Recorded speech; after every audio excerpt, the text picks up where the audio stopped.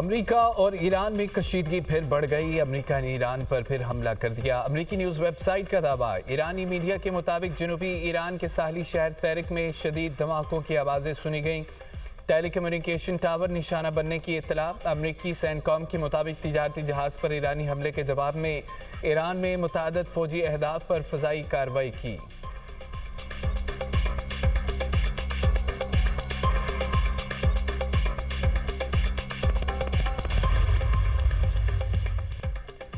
ایرانی وزارت خارجہ کی جنوبی ساحلی علاقوں پر حملے کی مذمت، کہا کہ ساحلی نگرانی کی تنصیبات پر امریکی حملہ اقوام متحدہ کے چارٹر کی خلاف ورزی ہے۔ صورتحال کی ذمہ داری امریکہ اور ان ممالک پر عائد ہوتی ہے جو ایران کے خلاف امریکی حملوں میں تعاون کر رہے ہیں۔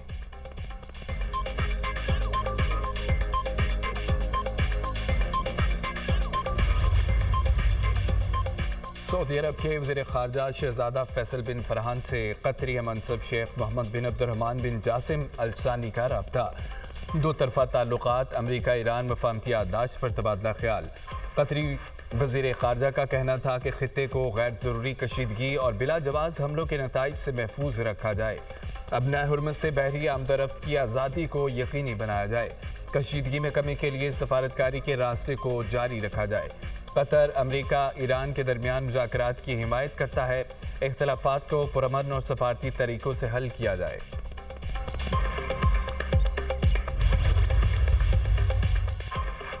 امریکی صدر ڈونلڈ ٹرمپ سے لبنانی صدر کا ٹیلی فونک رابطہ، اسرائیل کے ساتھ فریم ورک معاہدے پر مبارکباد دی۔ معاہدہ علاقائی استحکام کے لیے اہم پیش رفت قرار۔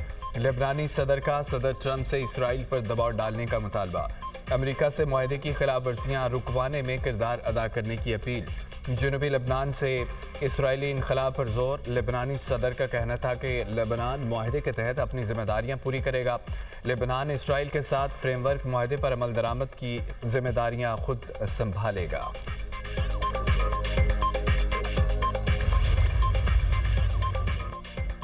مزاحمت ترک نہ کرنے کا اعلان۔ حزب اللہ نے واشنگٹن میں لبنان اور اسرائیل کے درمیان طے پانے والے فریم ورک معاہدے کو باعث شرم اور ہتھیار ڈالنے کے مترادف قرار دے دیا۔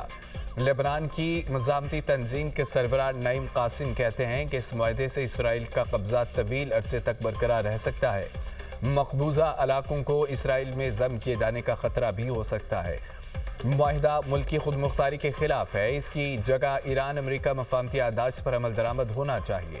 نعیم قاسم نے جنوبی لبنان سے اسرائیلی فوج کے انخلا کو حزب اللہ کے غیر مسلح ہونے سے مشروط کرنے کی تجویز بھی مسترد کر دی۔ لبنان اسرائیل جنگ بندی فریم ورک معاہدے کے خلاف بیروت میں احتجاج۔ حزب اللہ کے حامیوں کی ریلیاں۔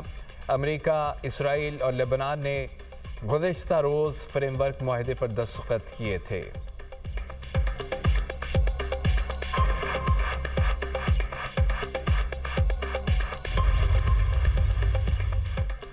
اسرائیلی وزیر اعظم نیتن یاہو کا لبنان کے ساتھ امریکی ثالثی میں معاہدے کا خیر مقدم، کہا کہ لبنان کے ساتھ معاہدہ تاریخی کامیابی ہے۔ یہ ایران اور حزب اللہ کے لیے ایک بڑا دھچکا ہے۔ جنوبی لبنان میں سیکیورٹی زون برقرار رکھا جائے گا۔ ایران کو واضح پیغام دیا گیا ہے کہ یہاں تمہارا کوئی کردار اور کوئی مداخل نہیں ہے۔ اسرائیل لبنان میں زیر قبضہ 2 علاقوں سے اپنی فوج واپس بلائے گا۔ نیتن یاہو کا رواں سال اسرائیل کے انتخابات کے بعد وسیع قومی حکومت بنانے کا دعویٰ۔ فرانس کا لبنان اسرائیل معاہدے کی حمایت کا اعلان۔ معاہدے کے نفاذ میں تعاون کرنے کی آمادگی ظاہر کر دی۔ فرانسیسی وزارت خارجہ کے مطابق معاہدہ لبنان کی خود مختاری کی بحالی کی جانب ایک اہم قدم ہے۔ فرانس کا اسرائیل سے لبنانی سرزمین سے اپنی فوج واپس بلانے کا مطالبہ۔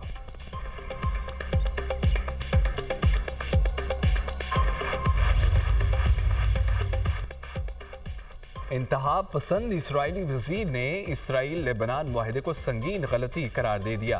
اسرائیل کی قومی سلامتی کے وزیر ایتمار بن گوئر کی معاہدے پر شدید تنقید، کہا کہ وزیر اعظم سے کابینہ اجلاس میں رائے شماری کرانے کی درخواست، کہا گزشتہ کئی ہفتوں سے معاہدے کی مخالفت کر رہا ہوں۔ لبنانی ریاست حزب اللہ کو غیر مسلح نہیں کرے گی۔ لبنانی حکومت میں حزب اللہ کے ارکان شامل ہیں۔ حزب اللہ کو صرف اسرائیلی فوج ہی ختم کر سکتی ہے۔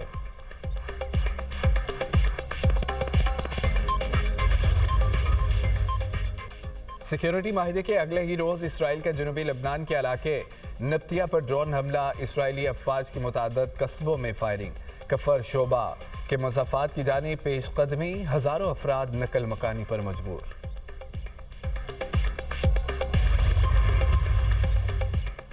तिजारती जहाज अपना हरमस में मुकर्रर रास्ते इस्तेमाल करें।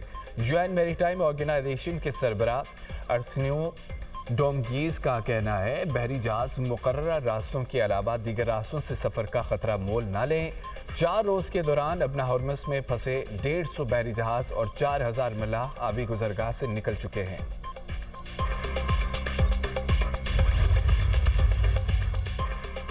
पाकिस्तान और ईरान के दरमियान तिजारत बढ़ाने के लिए हम पेशरफ। ईरानी मीडिया के मुताबिक दोनों मुल्कों के दरमियान तिफ्तान बॉर्डर रेलवे स्टेशन से तिजारत होगी। तिफ्तान रेलवे स्टेशन पर लोडिंग, अनलोडिंग, कस्टम्स क्लियरेंस और दरामद और बरामद की तमाम सहूलतें फराहम की जाएंगी। इक़दाम से दो तरफ़ा तिजारत को फ़रोग़ मिलने की उम्मीद है। नक़्ल हमल आसान और अखराजात कम होंगे। फैसले से कानूनी तिजारत में इजाफा भी मुतवक्के है। ईरानी रेलवे के मुताबिक ये फैसला ईरान और पाकिस्तान के रेलवे हुकाम के दरमियान टेलीफोनिक गुफ्तगू के बाद किया गया। दोनों ममालिक दो तरफ़ा तिजारत को $5 अरब तक बढ़ाने के लिए पुरअज़्म हैं।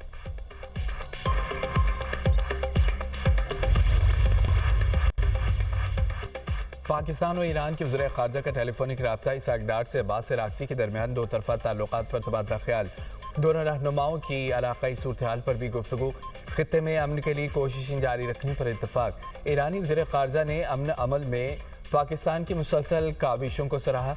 अब्बास अराग़ची ने ईरानी मुल्लाहों की वतन वापसी में पाकिस्तान के किरदार पर शुक्रिया अदा किया। दोनों रहनुमाओं का करीबी राब्ते जारी रखने पर इत्तफ़ाक़। इसहाक़ डार का बरतानवी वज़ीर ख़ारजा से भी टेलीफोनिक रब्ता।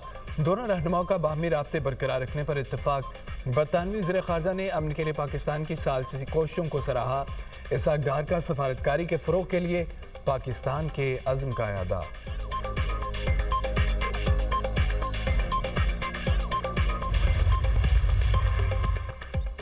चेयरमैन पीटीआई बैरिस्टर गौहर और अमीर जमात इस्लामी हाफिज नईम रहमान की इस्लामाबाद में मुलाकात। असद कैसर, साबिक वज़ीर आज़म आज़ाद कश्मीर सरदार क़य्यूम नियाज़ी व दीगर कश्मीरी रहनुमा भी मौजूद थे।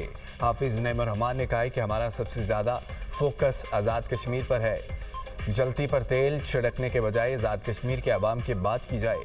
किसी भी ज़ाती आना और ज़ाती पार्टी वाबस्तगी से बालातर होकर काम करना चाहिए। मैं वज़ीर आज़म से भी बात करूँगा। पर उम्मीद है कि कोई ना कोई रास्ता ज़रूर निकल आएगा। बैरिस्टर गौहर अली खान ने कहा है कि कश्मीर कॉज को किसी सूरत नुकसान नहीं पहुँचाना चाहिए।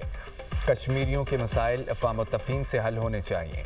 हमने इत्तफ़ाक़ किया है आज़ाद कश्मीर की सूरत हाल पर सियासत नहीं करेंगे। हाफिज़ नईम रहमान की अपोजिशन लीडर महमूद खान अचकज़ई से भी मुलाकात।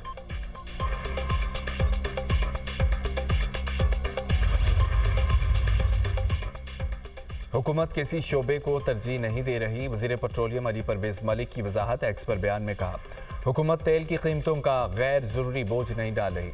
हुकूमत पेट्रोलियम मसनूआत की कीमतों का सारिफीन तक फ़ायदा पहुँचाने के लिए पुरअज़्म है। वज़ीर आज़म ने अब तक हाई स्पीड डीजल की कीमत में 200 रुपये फ़ी लीटर कमी की है। पेट्रोल की कीमत में मजमूई तौर पर 155 रुपये फ़ी लीटर कमी की गई है।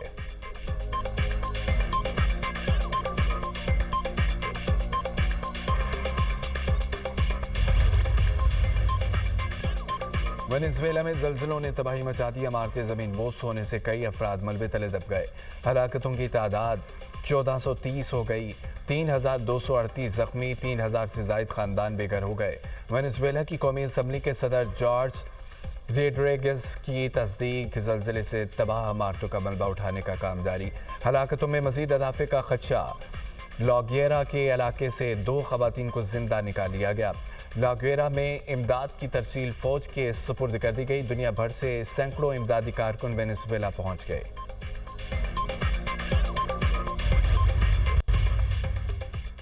मुल्क के मुख्तलिफ हिस्सों में ज़लज़ले के झटके। पंजाब, खैबर पख्तूनख्वा, आज़ाद कश्मीर और इस्लामाबाद में ज़मीन लरज़ उठी।